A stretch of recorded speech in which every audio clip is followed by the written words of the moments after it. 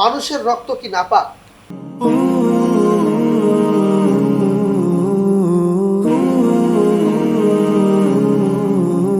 প্রিয় ভাই, মানুষের রক্ত প্রবাহিত যেটা, এটা নাপাক।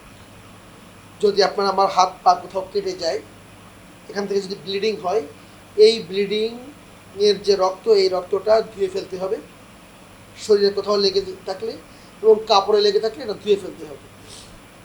এবং যদি এমন হয় যে কাপড় থেকে পরিপূর্ণভাবে ওঠে নাই, ধুয়ে ফেলার পরেও যদি দাগ থেকে যায়, ওই দাগ অবস্থায় নামাজ পড়া যাবে, কোনো সমস্যা নেই। কিন্তু মানুষের রক্ত নাপাক, এটা আপনাকে চেষ্টা করতে হবে যথাসম্ভব শরীর থেকে, কাপড় থেকে লাগলে যথাসম্ভব উঠায় ফেলে এরপরে পবিত্র করে নেওয়া কাপড়টা বা আপনার শরীরটা।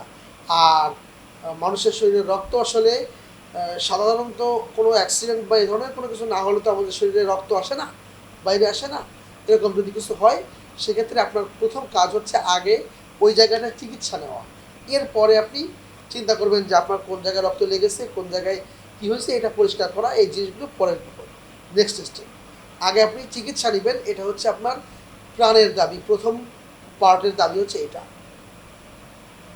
মশার রক্ত কাপড়ে লাগলে নামাজ হবে কিনা? মশার রক্ত কাপড়ে লাগলে নামাজ হবে যদি মশা আপনার কাপড়ের সামান্য একটু জায়গায় যদি মশার কামড়ের রক্ত লাগে।